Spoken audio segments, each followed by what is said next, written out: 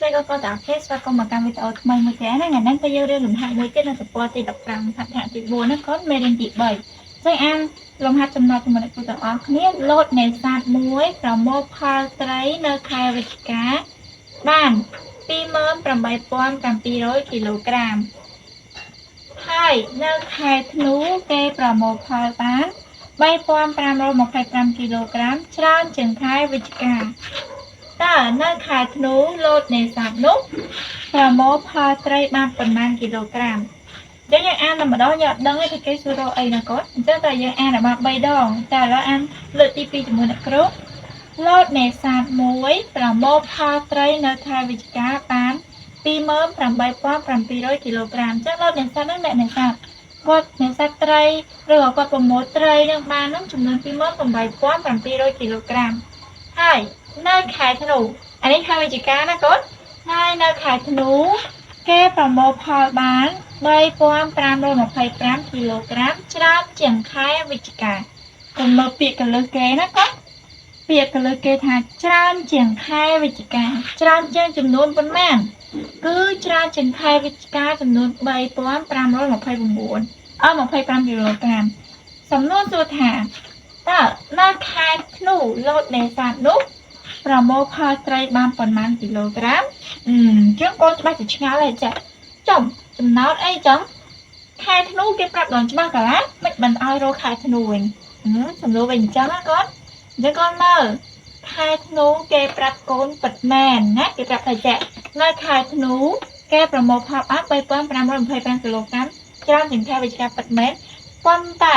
សួរថាគេប្រាប់ពិតប្រកបអត់ថាបានប៉ុន្មានគីឡូក្រាមគាត់ចាអត់ទេកូនមកពាក្យកន្លឹះកន្លែងនេះណាកូនគឺគេថាកន្លែងនេះគេចង់បានន័យថាខែធ្នូនេះគេប្រមូលបានប៉ុណ្ណាខែវិច្ឆិកាហើយបានប៉ុណ្ណេះទៀតចាចាណាមានន័យថាគេប្រមូលបានប៉ុណ្ណអានេះជាចំនួនលើសខែវិច្ឆិកាតែមានន័យថាម៉េចគេប្រមូលបានប៉ុណ្ណេះហើយ28,700ហើយប្រមូលបាន3,525 គីឡូក្រាមទៀតអញ្ចឹងសំណួរសួរថាតើយើងធ្វើប្រមាណវិធីអីគាត់ដើម្បីដឹងថាសរុបទាំងអស់បានប៉ុន្មានគាត់អានេះគេប្រាប់តែចំនួនលើសហើយគេបានប្រាប់ថាខែធ្នូនោះប្រមូលបានប៉ុន្មានទេអញ្ចឹងយើងត្រូវធ្វើប្រមាណវិធីបូកណាអញ្ចឹងគាត់មកในក្នុងសរសេររកអីគេរកផលត្រីដែលលោតនេសាទប្រមូលនៅខែធ្នូណាអញ្ចឹងដើម្បីដឹងថាវាប៉ុន្មានកូនត្រូវយកចំនួនប្រមូលនៅខែវិច្ឆិកា28,700 គីឡូក្រាមទៅបូកជាមួយនឹងចំនួនដែលលើសខែវិច្ឆិកាណាគេប្រាប់ថាបានប៉ុណ្ណេះលើសខែវិច្ឆិកាអញ្ចឹងបូកជាមួយនឹងចំនួនដែលលើស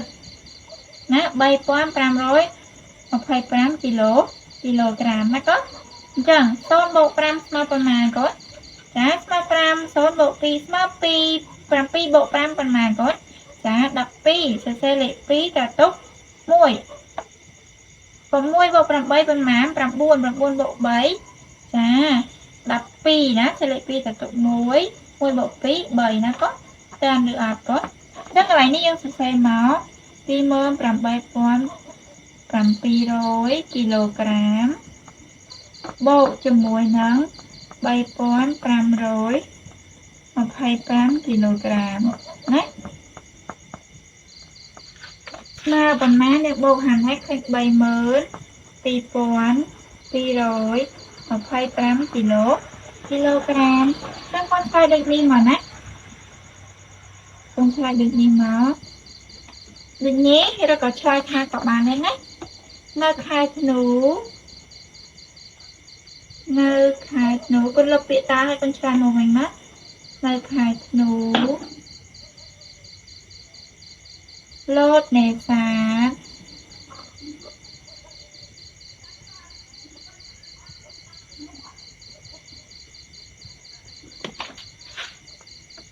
ប្រមូល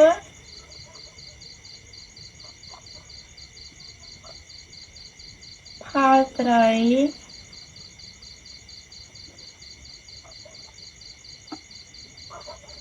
បានប៉ុន្មានគាត់32,225 គីឡូក្រាមណា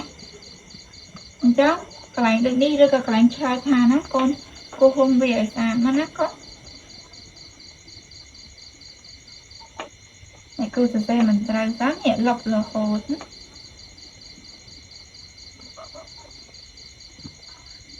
32225 គីឡូក្រាមណាចាវីដេអូនេះចំណាត់នេះគឺស្រួលៗខ្លាំងមែនតើតែប៉ុណ្្នឹងឯងកូនជួបគ្នាវីដេអូក្រោយទៀតណា